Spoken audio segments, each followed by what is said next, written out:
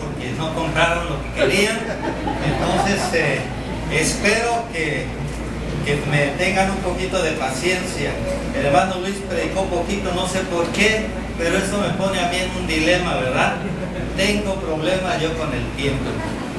Así que, por favor, sí les pido de su paciencia. Y rápidamente, hermanos, vamos a la palabra de Dios.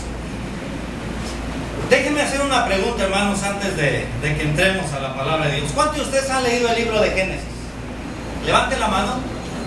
Gracias a Dios, ¿verdad? Así que si leyeron el libro de Génesis, quiere decir que lo que vamos a tratar, va a ser algo muy interesante, porque ya lo conocen, ¿verdad? Porque es algo que ustedes han leído.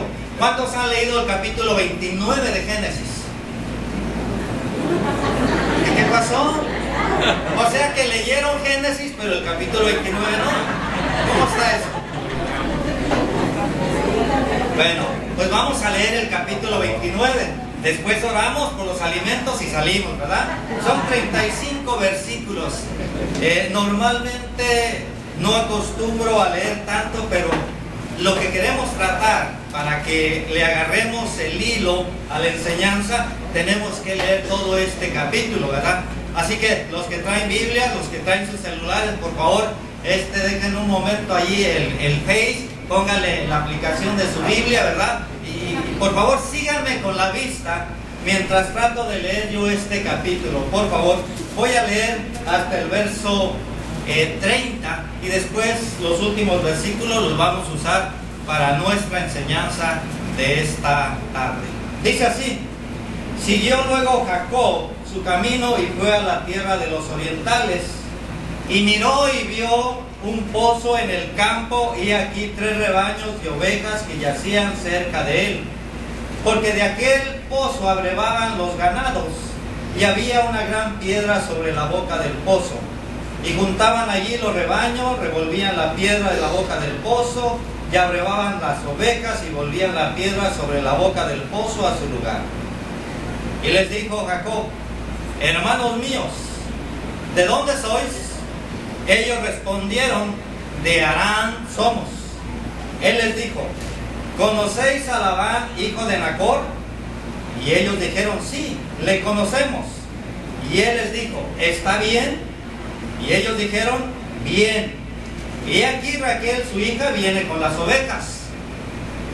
Y él dijo: he aquí, aún es muy de día, no es tiempo todavía de recoger el ganado, abrevar las ovejas e ir a apacentarlas. Ellos respondieron: no podemos, hasta que se junten todos los rebaños y remuevan la piedra de la boca del pozo para que abrevemos las ovejas. Mientras él aún hablaba con ellos, Raquel vino con el rebaño de su padre, porque ella era la pastora. Y sucedió que cuando Jacob vio a Raquel, hija de Labán, hermano de su madre, y las ovejas de Labán, hermano de su madre, se acercó a Jacob y removió la piedra de la boca del pozo y abrevó el rebaño de Labán, hermano de su madre. Y Jacob besó a Raquel y alzó su voz y lloró. Y Jacob dijo a Raquel que él era hermano de su padre, y que su hijo, y que era hijo de Rebeca, y ella corrió y dio las nuevas a su padre. Así que oyó Labán las nuevas de Jacob, hijo de su hermana, corrió a recibirlo y lo abrazó, lo besó y lo trajo a su casa, y él contó a Labán todas estas cosas. Y Labán le dijo: ciertamente hueso mío y carne mía eres. Y estuvo con él durante un mes. Entonces dijo Labán a Jacob: por ser tú mi hermano, ¿me servirás de balde? Dime cuál será tu salario. Y Labán tenía 2 hijas. El nombre de la mayor era Lea, y el nombre de la menor Raquel. Y los ojos de Lea eran delicados, pero Raquel era de lindo semblante y de hermoso parecer. Y Jacob amó a Raquel y dijo: yo te serviré 7 años por Raquel, tu hija menor. Y Labán respondió: mejor es que te la dé a ti, y no que la dé a otro hombre. Quédate conmigo. Así sirvió Jacob por Raquel 7 años, y le parecieron como pocos días, porque la amaba. Entonces dijo Jacob a Labán: dame mi mujer, porque mi tiempo se ha cumplido para unirme a ellas. Entonces Labán juntó a todos los varones de aquel lugar e hizo banquete. Y sucedió que a la noche tomó a Lea su hija y se la trajo y él se llevó a ella. Y dio Labán a su sierva Zilpa y a su hija Lea por criada. Venía la mañana, he aquí que era Lea, y Jacob dijo a Labán: ¿qué es esto que me has hecho? ¿No te he servido por Raquel? ¿Por qué pues me has engañado? Y Labán respondió: no se hace aquí en nuestro lugar, que se dé la menor antes que la mayor. Cumple la semana de esta, y se te dará también la otra por el servicio que hagas conmigo otros 7 años. E hizo Jacob así, y cumplió la semana de aquella, y él le dio a Raquel su hija por mujer. Y le dio Labán a Raquel su hija, su sierva Bila, por criada. Y se llegó también a Raquel y la amó, también más que a Lea, y sirvió a Labán aún otros 7 años. Vamos a orar, hermanos. Padre, gracias por tu palabra. Solamente nos ponemos en tus manos y pedimos que seas tú el que nos hables en esta mañana. Da a tu siervo las palabras para comunicar, Señor, de una manera sencilla y práctica las enseñanzas que tienes para nosotros. Que éstas sean edificantes y de bendición a cada uno de nosotros. Te lo pedimos en el nombre de Cristo. Amén. Amén. ¿A poco no es interesante esta historia? Yo no sé a cuántos de ustedes les gustan las telenovelas y no les dé vergüenza, a mí me gustan. Y de hecho algunas veces he visto telenovelas, ¿verdad? O sea que soy más pecador que ustedes. Pero cuando leo estos pasajes, cuando leo esta historia, pues yo digo, pues yo no sé por qué no han hecho una telenovela de esto. Porque esto es interesante realmente, ¿verdad? Uno puede leer esto y decir, así como decía aquel cómico, ¿verdad? Este mexicano que ya no está con nosotros, decía: qué bonita familia. Porque sí parece que nos está narrando el escritor, ¿verdad? Una serie así de chismes de familia, ¿verdad? Oye, yo les pregunto, ¿quiénes de ustedes les interesaba saber cuál era el regalo de bodas que Labán le dio a sus hijas? ¿Alguien de ustedes se dice: bueno, yo si no sé qué le regaló el día de su boda, ya lo sigo leyendo? ¿Verdad que no? Nos interesaba saber qué era el regalo. Pero el escritor sí nos dice, ¿verdad?, que fue el regalo. A cada una le dio una sierva, ¿verdad? Y menciona el nombre. Y esto es interesante porque estas 2 siervas también llegaron a ser esposas de Jacob. Y de hecho, de estas 4 mujeres, vienen los hijos, ¿verdad?, de Israel, lo que conforman o lo que conocemos como el pueblo de Israel. Así que es una historia, podríamos decir, muy contraria a la cultura nuestra. Porque, por ejemplo, dice aquí que cuando se encontró por primera vez con Raquel, dice que le gustó la chamaca y la besó, pero no fue un beso romántico, ¿verdad? Simplemente era parte de la cultura de aquel lugar. Ahora va con su tío, hacen un convenio, y estaba leyendo un poquito.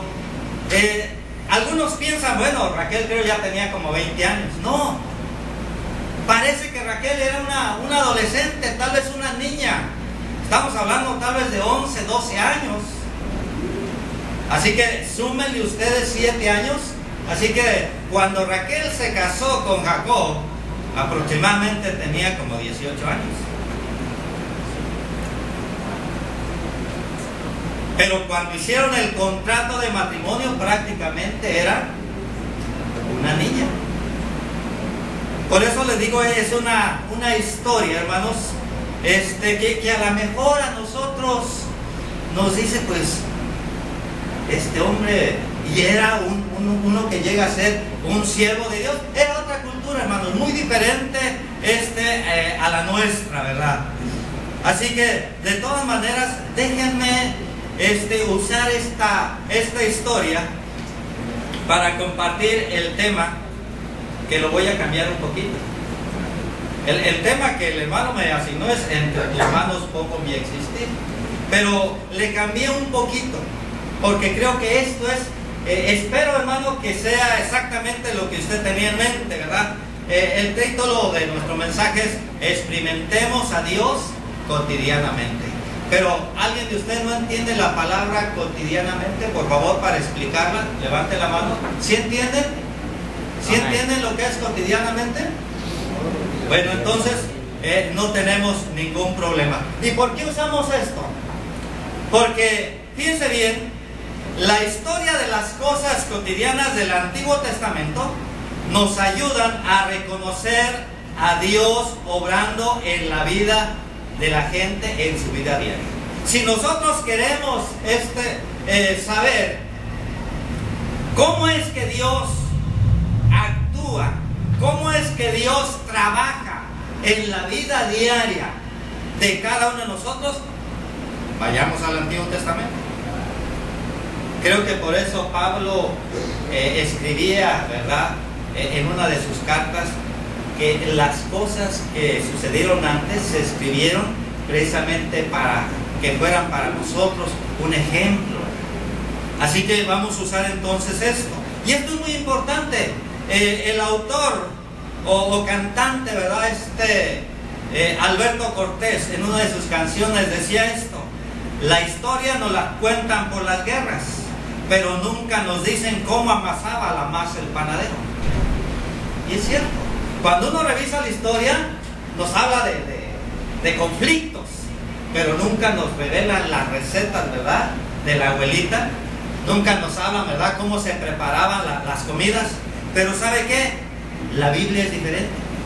La Biblia, como un libro histórico, es valiosísimo, porque precisamente nos dice lo que otros libros de historia no dicen, pero la Biblia sí lo dice. De cosas cotidianas de la gente, de muchas etapas de la historia, hermanos, de la humanidad, quedarían así inconclusas si no fuera por lo que la Biblia nos dice de las cosas cotidianas, como estas costumbres cotidianas de esta bonita familia. Como les decía, qué importante es para nosotros, ¿verdad?, conocer el desarrollo de la vida cotidiana de aquel entonces. Y aquí tenemos entonces un buen ejemplo. Así que déjenme proponerle lo siguiente a la luz de esta historia. Primeramente, déjenme proponerles que vivamos a Dios como algo religioso. No vivamos a Dios como algo religioso, siempre alrededor o circunscrito al templo. Hay muchos de nosotros, hermanos, que solamente experimentamos de Dios cuando estamos aquí, cuando venimos a una campaña, cuando venimos los domingos a las reuniones, o cuando tenemos un estudio, ¿verdad?, de la iglesia en casa. Pero fuera de esos días, es más, a veces tenemos la idea, una cosa es la iglesia y otra cosa es la vida real, allá donde tratamos con las personas. Oiga, ¿cuántos de ustedes cuando van a su trabajo, porque se levantaron así, porque se durmieron, escucharon el despertador, ya va usted tarde y no alcanzó a tener su devocional, pero mientras va en el camión va orando, ¿no es cierto? ¿Les ha pasado eso? ¿Verdad? Aquí, Señor, por favor, discúlpame que me quedé dormido, pero aquí vamos, ¿verdad? ¿Qué es lo que estamos haciendo? Pues prácticamente estamos viviendo precisamente una experiencia, ¿verdad?, continua precisamente con nuestro Dios. Pero hay personas que no pasan eso. Pues le digo, no vivamos a Dios solamente cuando estamos en un ambiente religioso. No vivamos la fe solo por temporadas, por calendarios, por horarios, sino cotidianamente. Algunos de ustedes se van a regresar a casa. Es más, como ya van bien llenos, como han escuchado desde el viernes, sábado y todavía mañana, y ustedes van a ir así hasta el tope en su espíritu, ¿verdad? Y el próximo domingo ni ganas van a tener de ir a reunirse. Pues, no, pues es que ahorita vengo lleno, mi alma, mi espíritu no necesita. A lo mejor hasta que nos miramos en Guaymas otra vez volvemos. No se trata, hermanos. Pues digo, no vivamos la fe solo por temporadas. vivamos la vida y la fe diariamente en cualquier lugar donde andemos, allá en el trabajo, en la casa, en la escuela, donde quiera está el Señor, donde quiera está nuestro Dios. ¿Y cómo le hago para esto, hermano? ¿Cómo le hago? Bueno, establezcamos señales en nuestra vida que muestren la bendición que Dios nos da a cada paso. ¿De qué estoy hablando? No sé si recuerdan lo que dice el verso 17. Lea, hermanos, pudo haber sido la esposa menos agraciada. Es más, dice que tenía ojos tiernos. Y según entiendo, y según los eruditos en el hebreo y en el estudio de la Biblia, dicen que la frase que se traduce como ojos tiernos, en realidad era que tenía un problema en los ojos. Algunos dicen que se le cruzaban los ojos así, ¿verdad? ¿Cómo se le dice eso? Eso es, ¿verdad? Sí. O sea, y oiga, una jovencita que al lado de su hermana dice que era de buen semblante, era atractiva. Así que, ¿por qué creen que los ojos de Jacob se fueron tras de Raquel y no tras de Lea? Creo que cuando se las presentaron, Lea estaba mirando para allá, le dijo su papá: acá está tu primo, ¿verdad?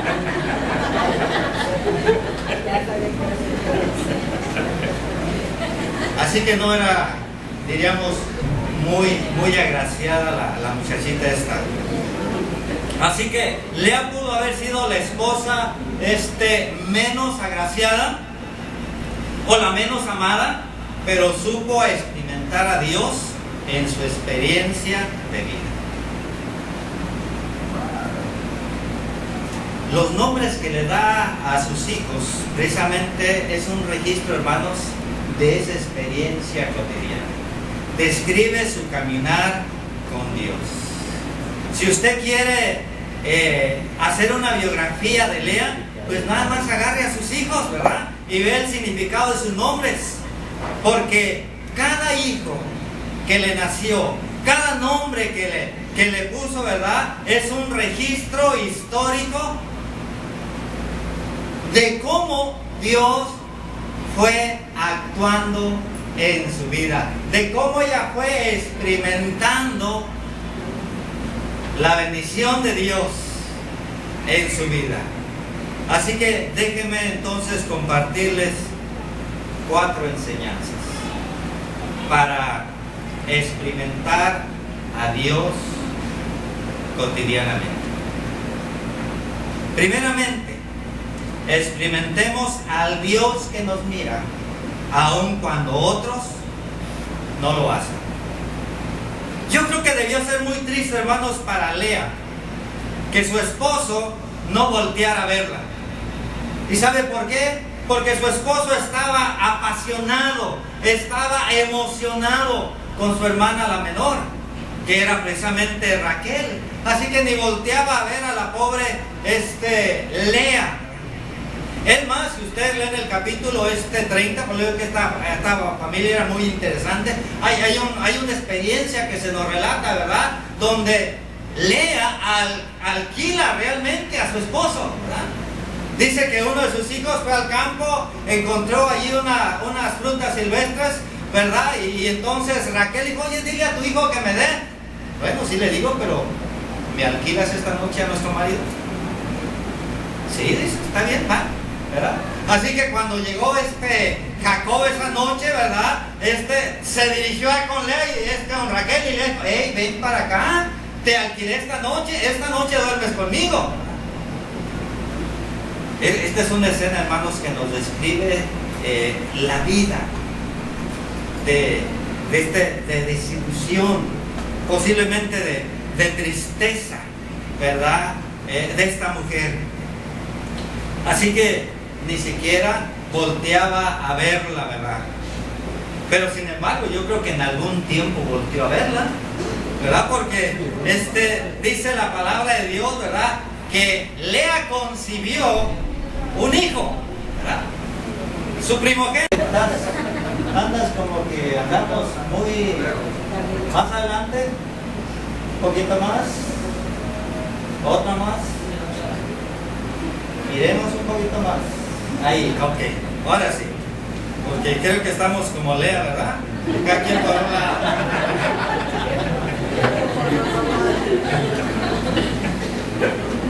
Entonces Lea tuvo su primer hijo, le llamó Rubén, que significa ver un hijo. Y dijo, ha mirado Jehová mi aflicción. Y entonces ella le puso ese nombre. ¿Por qué? Porque ella dijo, mi marido no me mira, ¿verdad? Pero Dios se ha visto mi aflicción, se ha visto mi tristeza, ¿verdad? Así que aquel niño, aquel primer niño, ¿verdad? Que el Señor le bendijo, era para ella un alivio, ¿verdad? Mi marido no me ve, pero Dios sí me ve. Qué hermoso, hermanos, cuando tenemos esa experiencia, porque a veces en nuestra vida hay gente que queremos que nos vean y no nos ven. Puede ser la esposa, puede ser el papá, los hijos o personas, ¿verdad? Allegadas a nosotros que ni siquiera voltean a vernos. Pues déjeme decirle que si usted se siente así, Dios sí le ve. Por eso experimentemos al Dios que nos ve, aun cuando otros no nos vean. ¿Y sabe qué pasa? Cuando sabemos que alguien nos mira, eso nos da seguridad para enfrentar las dificultades. Yo no sé si ustedes cuando van al cine, de repente hay este tipo de escenas, ¿verdad? Donde está el hijo al cual el papá nunca va a verlo, ¿verdad? Y hay un partido muy importante del deporte que practica el niño, ¿verdad? Y el papá prometió ir a verlo y allí está jugando y el niño ve hacia las gradas y ve vacío el lugar, ¿verdad? Y no juega bien, ¿verdad? Y algo pasa. Pero cuando de repente por allí se aparece, ¿verdad? El papá, oiga, como por arte de magia, aquel chamaquito, ¿verdad? Empieza a hacer todo un campeón, ¿verdad? ¿Por qué? Porque saber que nos mira alguien que queremos que nos mire, eso nos da la fuerza, nos da la entereza para enfrentar las dificultades, nos da seguridad. Saber que nos mira, hermanos, nos dignifica y sana nuestra identidad. ¿No es cierto a veces que cuando está esa persona que nos interesa, que nos mire, como que sacamos el extra, como que le echamos más ganas que cuando no están? Esto se ve mucho más en los niños, ¿verdad? Ya los que estamos un poco cargados de años, pues ya no nos interesa en total si los ven y no. Pero sí, a un niño es muy importante, ¿verdad? Para ellos ese tipo de experiencias. Experimentar su mirada, hermano, nos da razón para seguir, pase lo que pase. Por eso nosotros como cristianos, a lo mejor el hermano Jimmy voltea a vernos, ¿verdad? Siquiera, pero no se preocupe, Dios, hermano, sí nos ve, ¿verdad? A veces en la iglesia pasamos desapercibidos, somos los invisibles, pero recuerde, Dios sí le ve. Y saber que Dios nos ve, hermanos, eso nos da razón para seguir adelante. ¿Cuántas veces usted ha pensado precisamente ya no volver a reunirse? Porque se sabe que ahí nadie me ve. Es más, yo llego allí y parece que no existiera. Pues déjenme decirle que aunque toda la iglesia no le vea, Dios sí le ve. Y eso debe ser razón suficiente para que usted no desmayara, sino para que le echara más ganas. Porque ¿sabe qué? No me importa que los hermanos me vean, Dios sí me ve y yo voy a seguir firme adelante, ¿verdad? ¿Por qué? Porque quiero recibir la corona de la vida. Una segunda enseñanza, hermanos. Experimentemos al Dios que sabe nuestras aflicciones. En el versículo 33, ¿verdad? Se nos habla de que volvió a concebir. Ahora, fíjense bien, esto es interesante. Primero no la miraba. De repente a lo mejor sí la miró, Y entonces vino Rubén. Y como que volvió a verla otra vez, porque dice la palabra de Dios que concibió un segundo hijo. Y le puso por nombre Simeón, que significa el que oye, ¿verdad? Y dice, oyó Jehová que yo era menospreciada. Ahora, fíjense bien, primero es que no la miraba, pero tampoco lo oía. Yo estoy seguro que si a mi esposa yo no la mirara y no la oyera, no tendríamos 39 años de casados. O yo no sé si usted aguantaría, hermana, a que su esposo ni la viera ni lo oyera. Pero, oiga, este es amor del bueno. Porque dice que le puso Simeón, y la razón, oyó Jehová que yo era menospreciada, ¿verdad? Déjenme decirle, hermanos, que nadie sabe antes que Dios lo que nos pasa. De hecho, cuando leemos el libro de los Salmos, en los Salmos, especialmente David usa mucho una expresión, ¿verdad? Y tú, Jehová, ¿hasta cuándo, verdad? Otra, despiértate, así como si Dios estuviera dormido. Pues es que a veces sentimos así, hermanos. No nos ven en la iglesia, no nos escuchan. Oiga, hasta muchas de las canciones populares que tenemos tienen esa idea de que nadie nos escucha. Pero déjenme decirle que Dios siempre nos escucha. Dios siempre sabe, hermanos, antes que nadie lo que nos está pasando. ¿Y sabe qué? No solamente lo sabe, Dios está atento y está planeando bendecirnos. Por eso digo que esta historia de Lea es muy, muy bonita. Porque aquí realmente estamos viendo exactamente la manera como Dios trabaja en la vida de muchos de nosotros. Tal vez no sea el problema precisamente que tenía Lea, pero sí hemos pasado momentos donde pensamos que nadie está interesado en nosotros, no nos voltea a ver, no nos escucha, pero Dios sí sabe nuestras aflicciones. Dios está atento y está planeando bendecirnos. Y si Él nos escucha, entonces podemos vivir tranquilos día a día. Así que experimentemos al Dios que sabe nuestras aflicciones. Lea pudo ser la menos agraciada, pudo haber sido la esposa no amada, pero aquí la vemos como una mujer sabia, porque aprendió a relacionarse sabiamente con Dios. Y no olvidó, porque, oiga, cuando llamaba a Rubén, ¿qué cree? ¿Y qué pensaba? ¿Acá no me ve? Pero Dios sí me ve. Llamaba a Simeón, ¿verdad? Este baquetón no me oye, pero Dios sí me oye. Qué interesante, ¿verdad?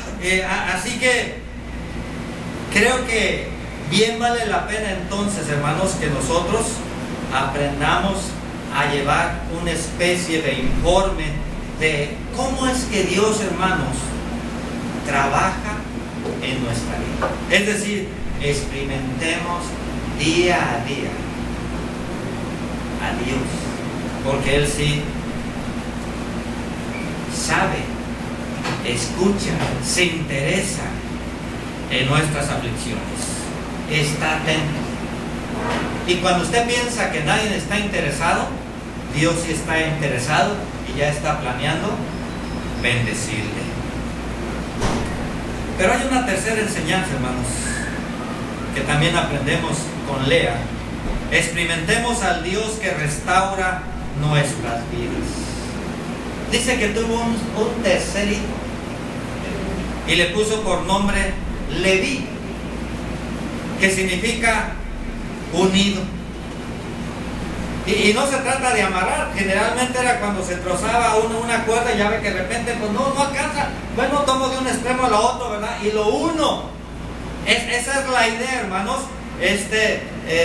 del nombre Leví. Y si se fijan ustedes, le puse puntos suspensivos. ¿Sabe por qué? Porque yo no sé qué es lo que a usted le ha decidido.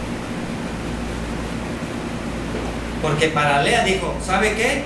Ahora sí se unirá a mi marido. Ya le di 2 hijos. Y con este tercero de seguro que no solamente me va a ver, me va a escuchar, sino se va a venir a vivir, ¿verdad? Conmigo. Así que podemos entonces restaurar, hermanos, nuestro corazón, nuestra identidad,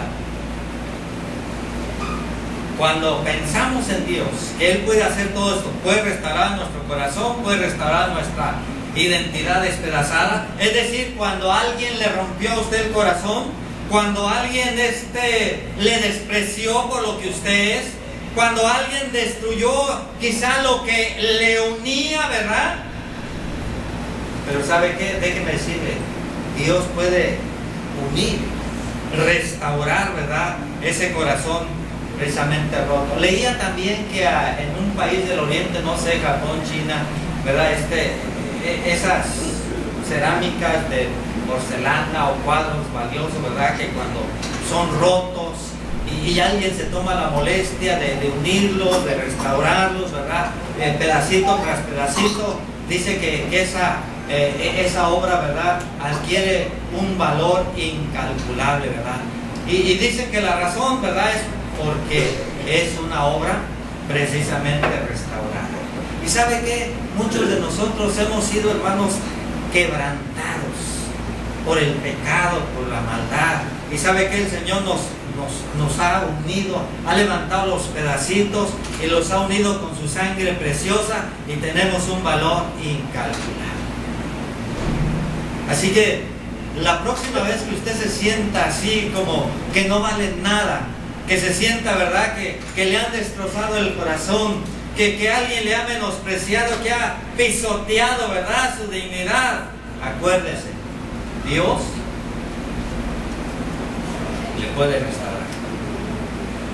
Miraba también en una ocasión en el internet una reflexión, y venía un león, ¿verdad? Y ¿saben? Los leones son hermosos, maravillosos, pero este león me llamó la atención realmente porque toda su cara estaba llena de cicatrices, y lo que decía era lo siguiente, dice: no escondas tus cicatrices, son señal de que fuiste más fuerte que lo que intentó hacerte daño.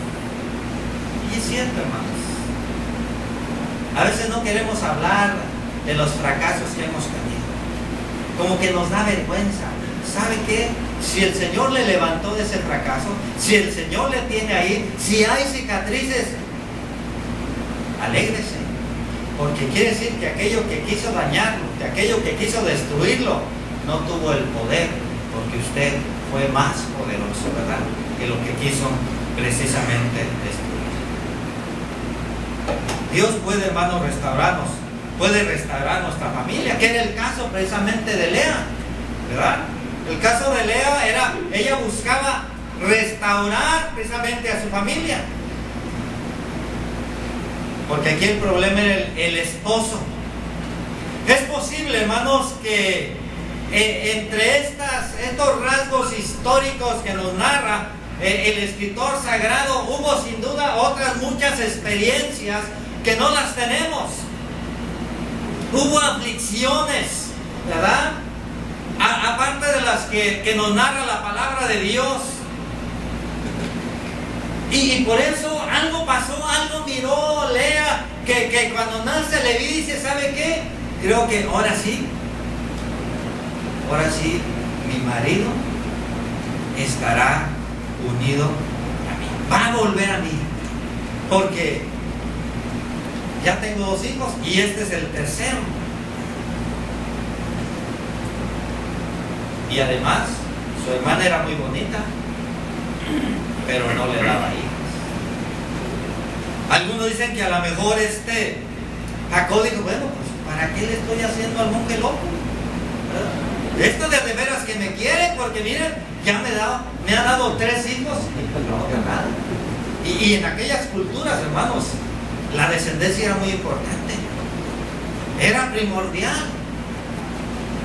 Por eso, sin duda que Lea tenía esa esperanza, porque dice, no, ni siquiera dice, me unió. Está pensando en el futuro, está pensando, Dios puede restaurar esta relación, ¿verdad? Y posiblemente, como digo, había ciertas señales, ciertas evidencias, ciertas actitudes que su esposo había mostrado hacia ella. A lo mejor así ya la miraba, ¿verdad? A lo mejor así ya de repente se sentaba a tomar café y escuchaba los problemas de los hijos, ¿verdad? Y eso recobraba esperanza precisamente en Lea. Y por eso dice, con este tercer hijo le gano la batalla a mi hermana. Porque el Señor puede restaurar, hermanos, cualquier relación. Ciertamente hay algunas relaciones que no necesitan restaurarse, pero hay algunas que sí realmente es indispensable que sean restauradas. Número 4, hermanos, experimentemos al Dios que nos da razones para alabar. Me encanta, hermanos, cuando llego al versículo 35. Porque dice que tuvo un cuarto hijo y le puso por nombre Judá. Y Judá significa alabanza, o Dios es alabado. Y tengo la impresión, hermanos, que ya para este momento, cuando ella le pone alabanza, si ustedes se fijan un poquito, recuerdan que primeramente no la miraba el marido, pero Dios sí la miraba.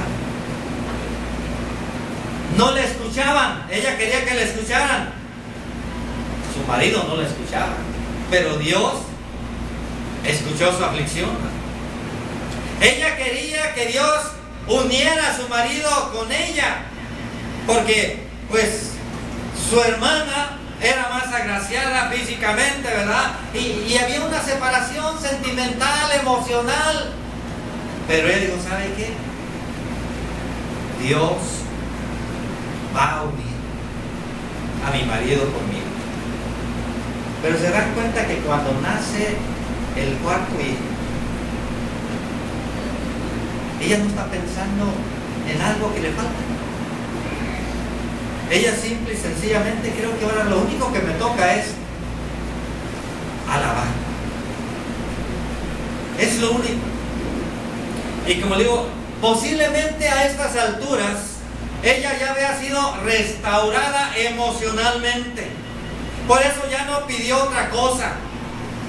Ya dijo, ya no necesito tener más hijos para que finalmente mi marido cambie de actitud para conmigo.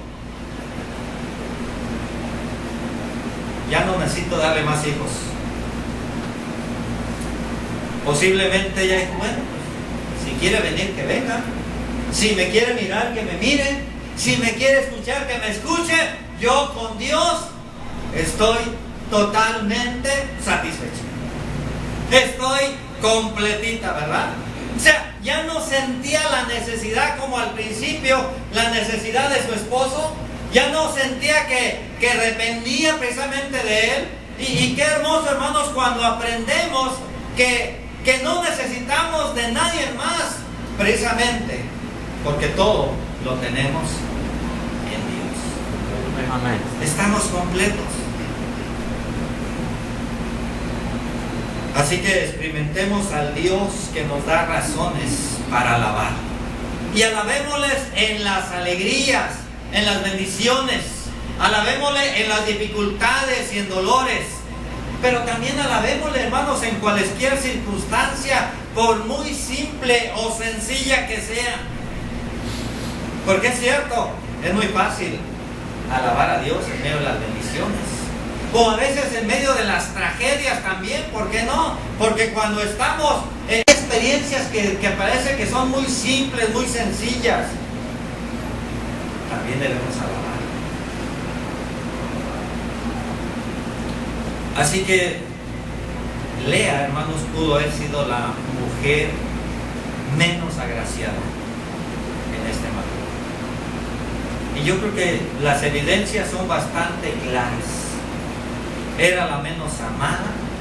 Jacob estaba enamorado de su hermana, la menor, pero ella supo relacionarse con Dios. Ella fue sabia y dejó que Dios, paso a paso, fuera trabajando con ella. Ella aprendió que Dios sí la miraba. Experimentó que Dios estaba al tanto de sus aflicciones y tenía la plena certeza que Dios restauraría su relación en su matrimonio. Y esa restauración no significaba que su esposo se volviera hacia ella, sino en que ella fuera sanada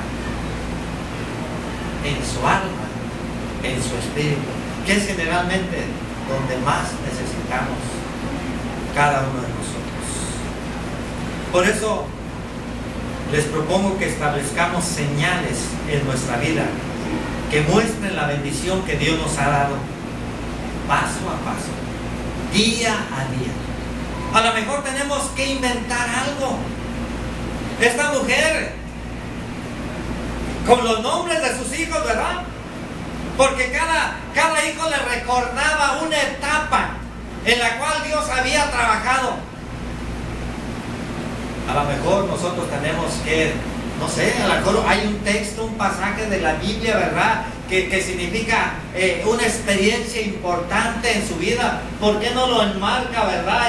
Lo pone allí en lugar visible y cada vez que lo vuelva a leer o lo aprenda de memoria, recuerde la manera maravillosa como el Señor trabajó en esa circunstancia, en esa experiencia de su vida, y eso le hace recobrar fuerzas, fe, confianza en el Señor.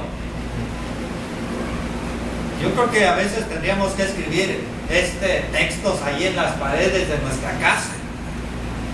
De hecho, en el Antiguo Testamento el pueblo de Israel se le mandó que hiciera eso, y la razón no era para adornar, sino simple y sencillamente para mantener fresco en su mente, ¿verdad?, el temor al Señor y no olvidar a los mandamientos y la ley del Señor.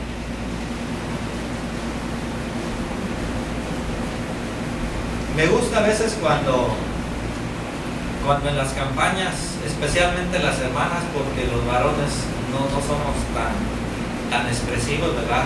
Pero de repente entregan algunos obsequios ahí con alguna leyenda, ¿verdad? Y creo que es interesante. En la casa ahí, exactamente donde está el sillón en la sala, está una teja muy decoradita. Le digo a mi esposa, ¿por qué lo pusiste aquí? Ya sé que es el recuerdo de Hermosillo. Le digo, pero un día se me va a caer en la cabeza aquí, ¿verdad? Pero dice, es que cuando entro y abro la puerta lo veo allí, dice, y me acuerdo de la campaña de Hermosillo.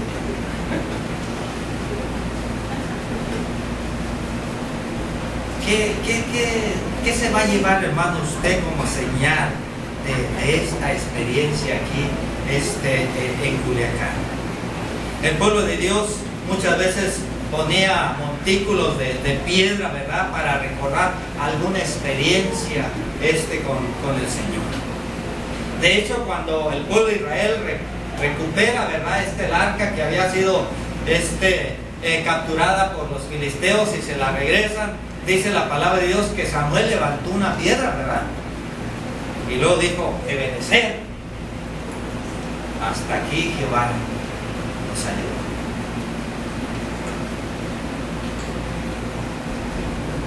Pero esta mujer sin duda que sobrepasa todo esto, ¿verdad? Porque le puso a sus hijos los nombres de su historia, de su fe. Y Y no estoy diciendo, hermano, póngale estos nombres a sus hijos, que sería bueno, un bonito nombre, ¿verdad? Lástima que ya me agarró a mí cuando ya mis hijos estaban grandes. Pero yo creo que de una manera simbólica sí puede desafiarnos a nosotros de que pongamos señales, hermanos. No se invente si usted algo, ¿verdad? Pero que le recuerden las experiencias bonitas de la bendición de Dios trabajando precisamente en su vida. Así que déjenme terminar. Uy, tengo tiempo récord.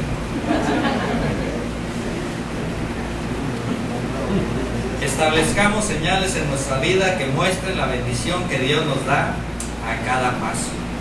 Experimentémoslo cotidianamente, no solo en el templo, donde quiera que andemos, donde quiera que nos encontremos, en el campo, en la ciudad, donde sea. Déjenme darles una tarea. Yo sé que aquí ahorita pues estamos llenos así de digamos, de lo religioso, para usar alguna palabra, nuestros pensamientos. Es más, ahorita que salgamos, nos vamos a ir todos, Dios te bendiga, hasta le vamos a dar un abrazo. Pero déjeme decirle que el lunes que usted vaya a su trabajo, allí cuando hermana lleve la pestaña colgando, me refiero a la postiza, ¿no? Cuando vaya en el camión y se acuerda que leyó o escuchó en las noticias que por esa ruta asaltaron ese camión, por favor quiero que reflexione en esto. Acuérdese que hay algo bonito en el cual Dios puede hacer por usted. Es más, vea a su alrededor. Yo sé que vivimos tiempos de inseguridad, ¿verdad? Donde vemos moros con tranchete donde quiera, pero sí, vayamos un poquito más allá.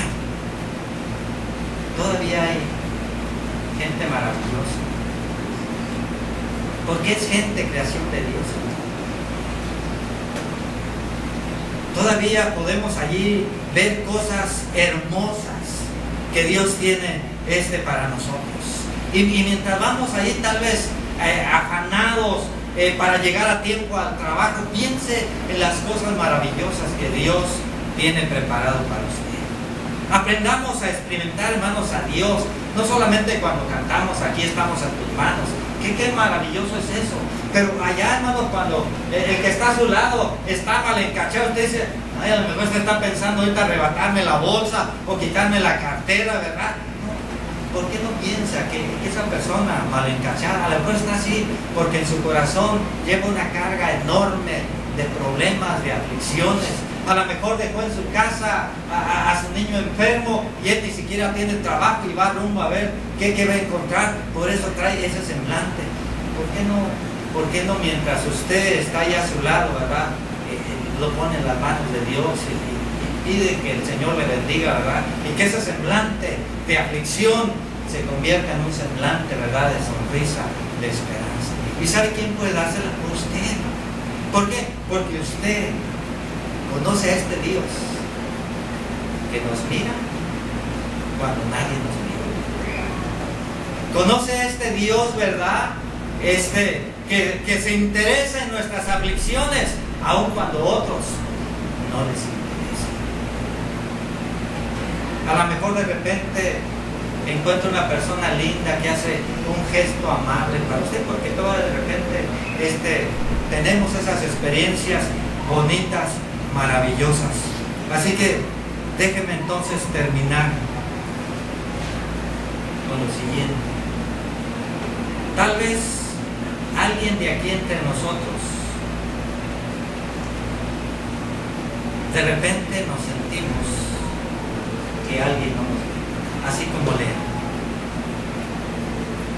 Y a lo mejor sí queremos experimentar la mirada del Señor, que nos restaure en nuestra dignidad, en nuestra identidad. O tal vez algunos de nosotros hemos sentido que nadie sabe que estoy sufriendo o que estamos sufriendo. Dios sí lo sabe. Así que tal vez usted quiere experimentar el amor de Dios que escucha de sus aflicciones. O tal vez algunos otros queramos que Dios restaure alguna área de nuestra vida, nuestro matrimonio, nuestra relación de padres e hijos, nuestra relación de hermanos, o una relación de amistad que necesitamos que Dios restaure.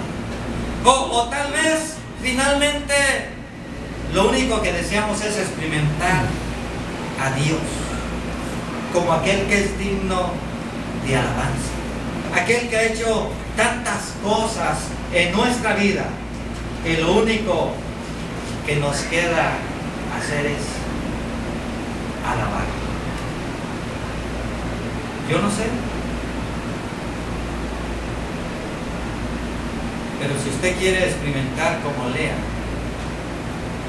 cotidianamente a Dios en alguna de estas áreas, yo sí me gustaría, ¿verdad?, orar por usted y por usted.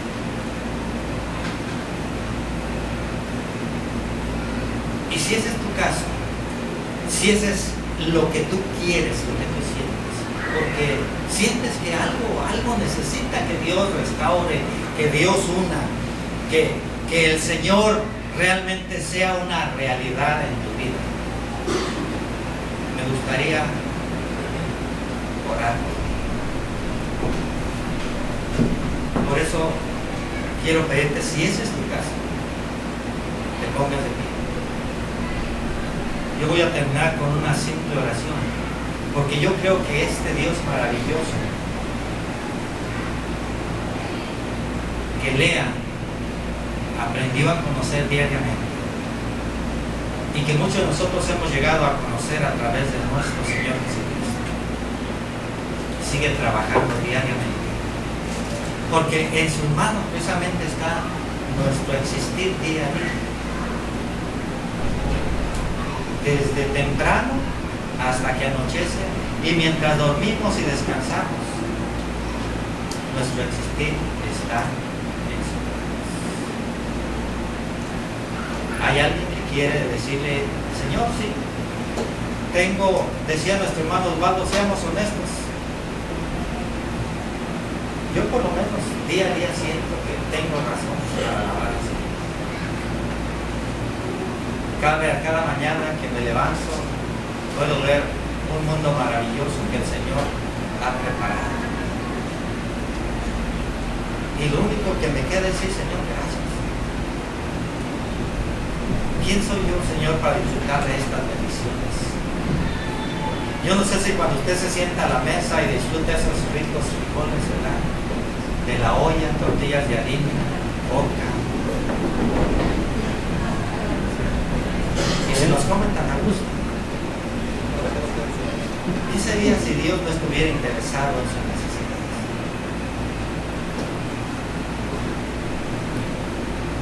A veces siento como Lea, siento de repente que a nadie le interesa lo que me pasa a mí, pero cuando voy a la palabra de Dios,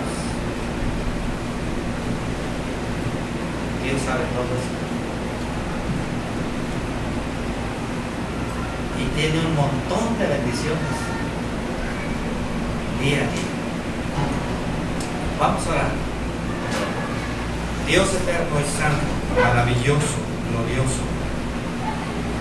Estoy seguro que no solamente los que están de pie, sino aquellos que están sentaditos, queremos experimentarte cada día en nuestra vida. Nos hemos acostumbrado, hermanos, a que las cosas pasen como si fuera tan natural, que nos hace insensibles a la presencia y a las bendiciones de Dios. Pero, Señor, nos engañamos. Nos engañamos, Señor, porque si no fueran tus misericordias nuevas cada mañana, estamos seguros, como decía Jeremías, desde cuándo hubiésemos sido consumidos. Así que gracias. Gracias, Señor, porque no sé cuáles sean las necesidades, los conflictos que mis hermanos tengan, pero tú sí lo sabes. Y eso es suficiente, Señor. Porque si tú lo sabes, sabemos, Señor, que tú restaurarás, que tú consolarás, que tú darás fortaleza, que tú arreglarás las cosas conforme a tu voluntad. Por eso lo único que podemos hacer es decirte, Señor, gracias, y poner en tus manos nuestras vidas y dejar que tú obres, transformes, cambies y hagas todo lo necesario para que nuestras vidas sean vidas confiadas. Y así como Lea, podamos solamente decir, pues, ¿qué me queda? Solamente alabarte. Porque fuera de ti, nada tenemos. Gracias. Y gracias por mis hermanos. Y ahora solamente confío en que tu palabra no volverá a pasar. Te doy las gracias en el nombre de Cristo. Amén. Amén. Dios los bendiga, hermanos. Muchas gracias.